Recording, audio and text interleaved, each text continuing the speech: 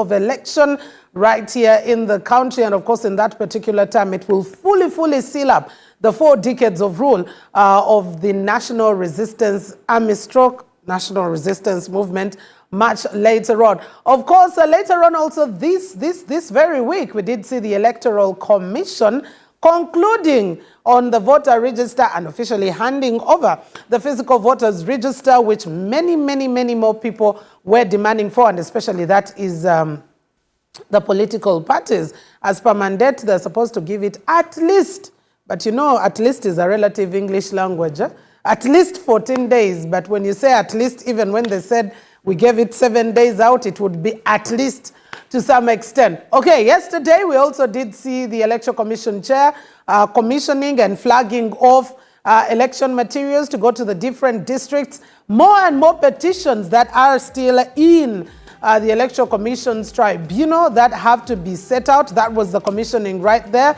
And what next? Some parties are on tenterhooks saying candidates do not know what is going on. We are having more, by the way, we are still having more and more independents being declared. I think the latest was a lady from the West. I'm forgetting the constituency. We'll be getting into that. So that and much more, Rwampara, it was, yes. That and much more is what is happening with the elections.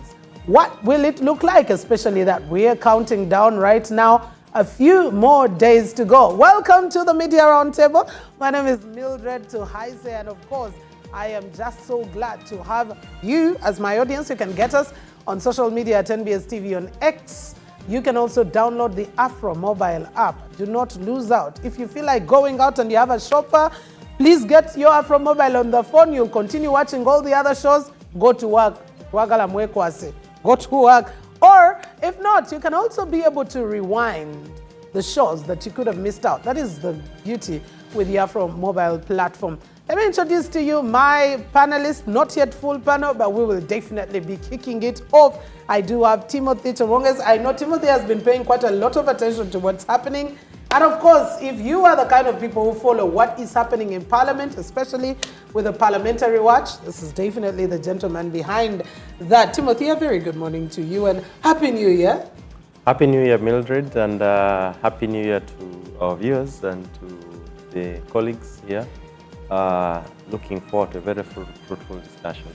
A pleasure. Alex Atede is a senior journalist and he's now decided to go on the side of training. So the students of Victoria University, you're probably listening to your lecturer and you'll be deciding whether you agree with him or you do not agree the next time he gets back to class. But Alex Atede, a very good morning to you and Happy New Year to you as well.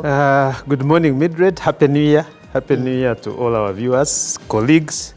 Happy New Year to my students at Victoria University and the fraternity, the Editors Guild, and everybody in the media world.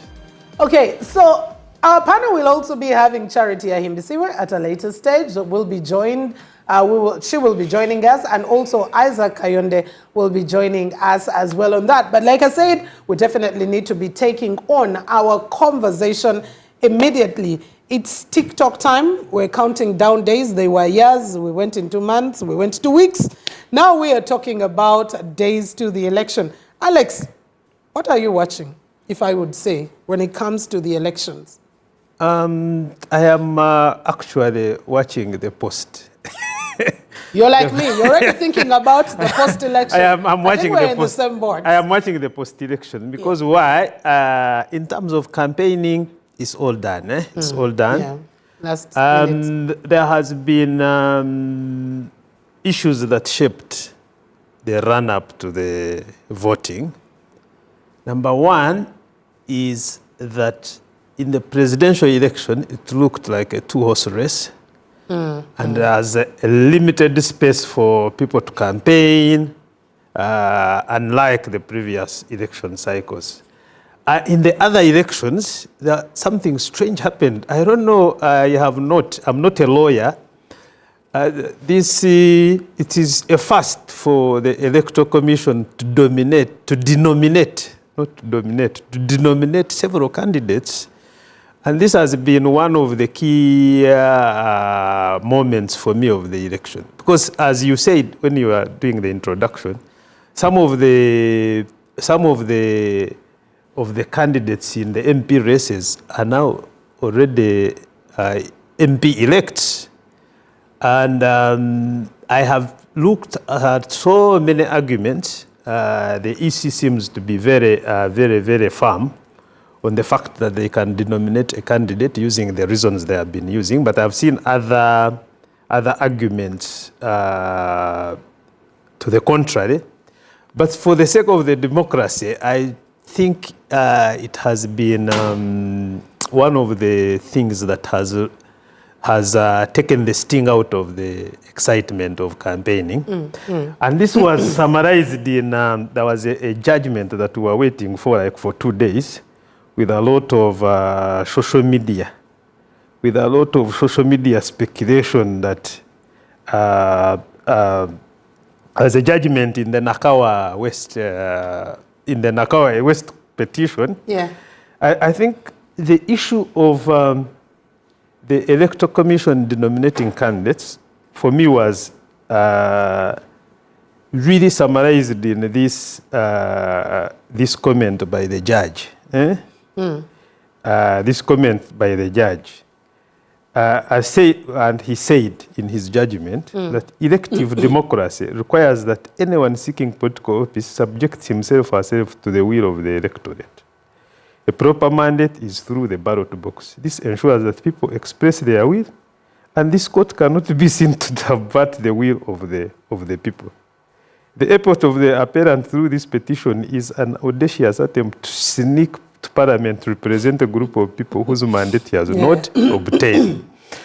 The act of the Electoral Commission to denominate candidates and then you leave somebody unopposed, I think this summary of that judgment, I think, brings it out. You will have a constituency represented by somebody who does not have the mandate of the constituency. I think for me that has been one of the negatives of the run-up to the election. I think most of these things will be subjected to court petitions. So why am I looking because at... NRM currently has about 18 unopposed. Unopposed. And 19 now, yes, with the latest. Unopposed, and that opposition is contested. People said, I had everything, but the Electoral Commission did not listen to me. Now, so why am I looking at the post-election? I think there's going to be a lot of petitions after the election, not only for the presidential election, but we normally look forward to the petition after elections for the presidential election.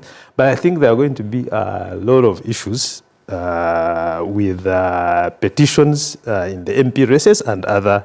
And if you remember, there has been other candidates dominated in mayor races, in whatever. Now, so that brings me to the issue of the judiciary. On January 18th, we shall have no Chief Justice. The Chief Justice is retiring on January 18th. So how are we, shall we have a new Chief Justice by the time? By swearing in, which should be around May?